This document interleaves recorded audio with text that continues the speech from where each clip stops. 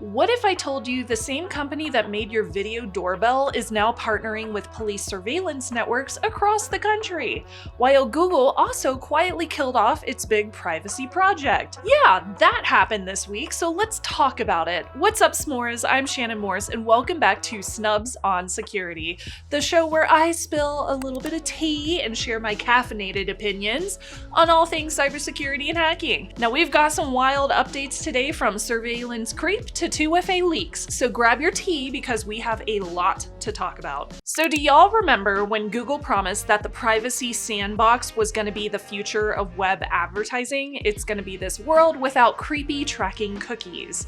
Yeah, well, rip to that dream, because that's not happening anymore. Google officially killed off the privacy sandbox initiative. It was supposed to be their big replacement for third-party cookies, offering more personalized ads without tracking your soul across the internet. It was supposed to be more anonymized, but this week, Google's VP Anthony Chavez confirmed that they are pulling the plug, citing low adoption and changing priorities. So the translation, in my opinion, is nobody used it, advertisers were kind of hating it, and regulators were giving them the side eye, which was indeed true.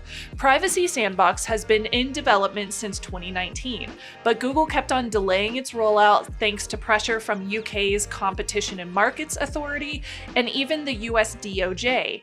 Both were concerned that this so-called privacy fix might actually make Google even more dominant in the ad space. So now, after years of hype, they are not killing cookies at all.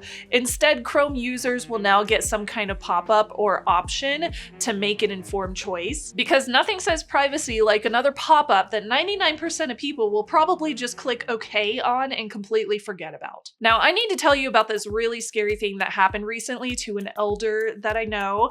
They live alone and somebody called them on their home telephone. This is a true story. This just happened. I was told this story by somebody else in the family like a few days ago, so I'm telling you this now.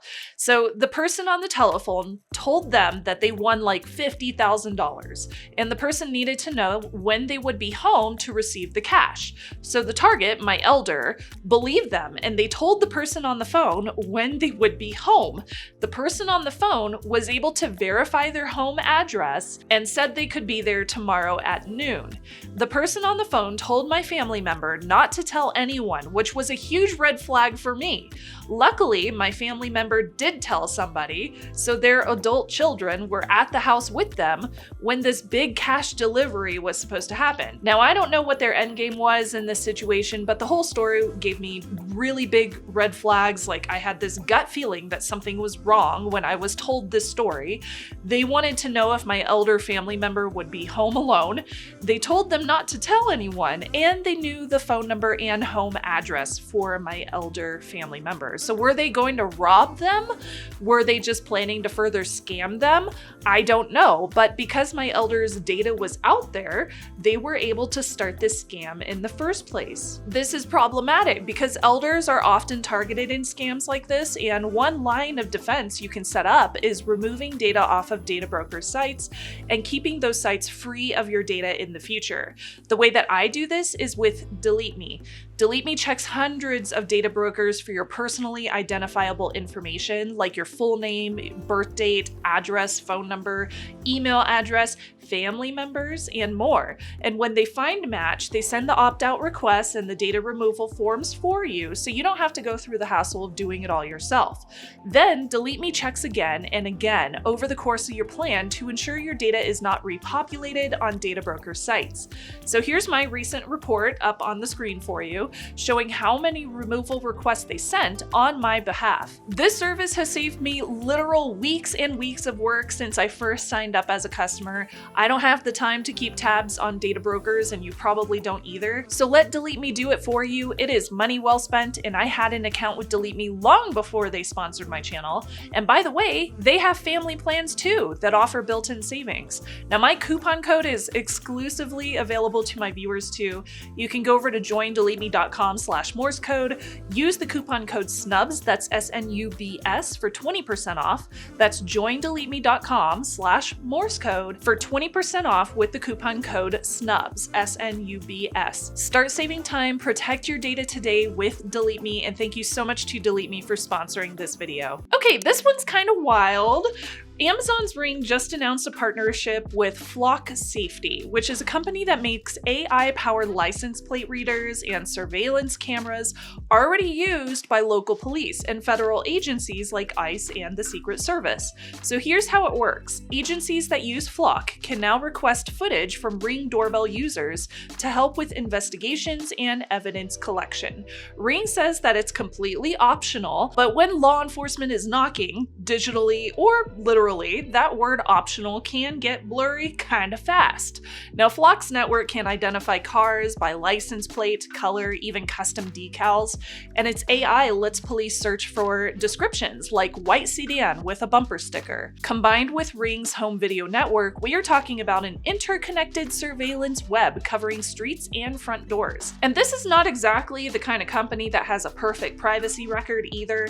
In 2023, Ring was fined $5.8 million after the FTC found that employees had unrestricted access to customer video for years. Even Flock's own blog admits that law enforcement agencies can integrate at no cost using their API.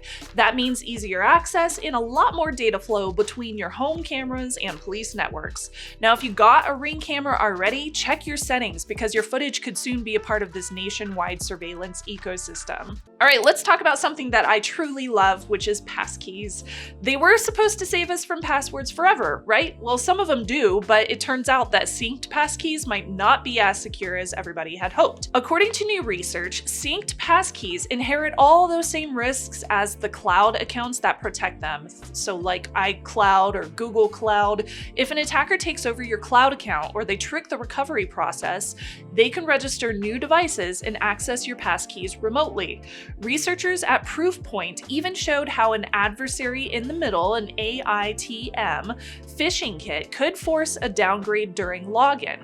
So basically, if your browser or your device does not fully support WebAuthn, the attacker can spoof a compatibility issue and steer you into using a weaker method like SMS or TOTP or OTP codes, and then steal your session cookie and just waltz right on in. Now, if that wasn't enough, because of course it's never enough, compromised browser extensions can also hijack the WebAuthn process entirely, intercepting passkey sign-ins or autofilling stored credentials in the background. So yeah, device-bound passkeys, like those stored on hardware keys, are still the gold standard. That's the one that I love. Those are the ones that I usually use.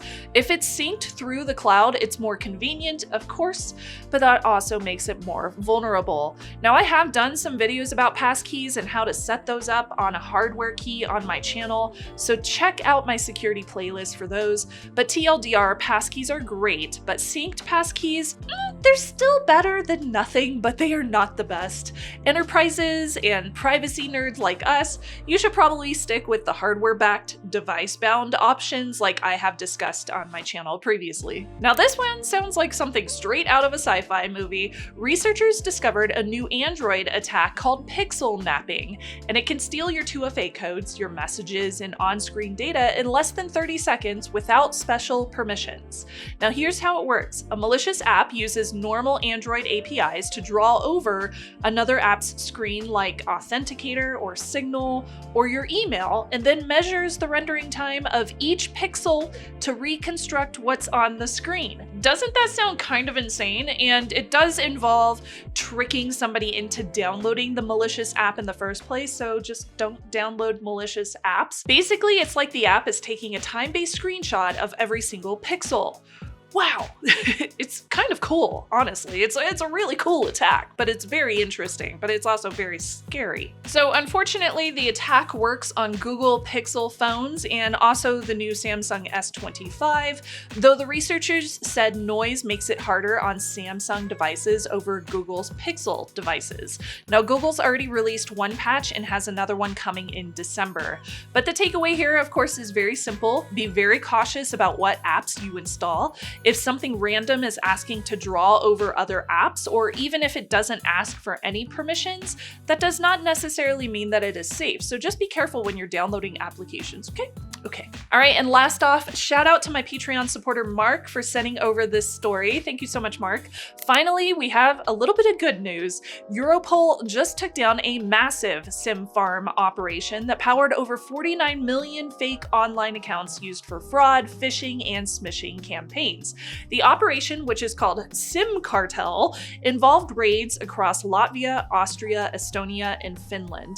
They arrested 7 suspects. They seized 1,200 SIM boxes containing 40,000 active SIM cards, and they froze hundreds of thousands of euros in bank and crypto accounts. Now, these SIM farms were basically criminal subscription services, so customers could rent verified phone numbers from over 80 different countries to create fake accounts on social media or messaging apps, perfect for scams and spam and money laundering. Now, some of those accounts were used for romance scams or fake your kid's new number WhatsApp messages. Others pushed fake investment schemes. It's just kind of wild that one of the sites even bragged about letting users earn passive income by renting out their unused SIM cards for fraudulent verification codes. This is just another reminder that phone numbers and something as simple as an SMS verification code are still being weaponized at scale. Oh boy, that was a lot of news. And that is it for this week's episode of Snubs on Security. Huge thank you again to DeleteMe for sponsoring this episode, and to my incredible Patreon s'mores for keeping the show running as well. If you want to join the s'mores, get early access, and hang out with us on Discord, check out patreon.com/Shannon Morse. And as always, stay safe, stay secure, and I'll see you on the next one. Bye, y'all.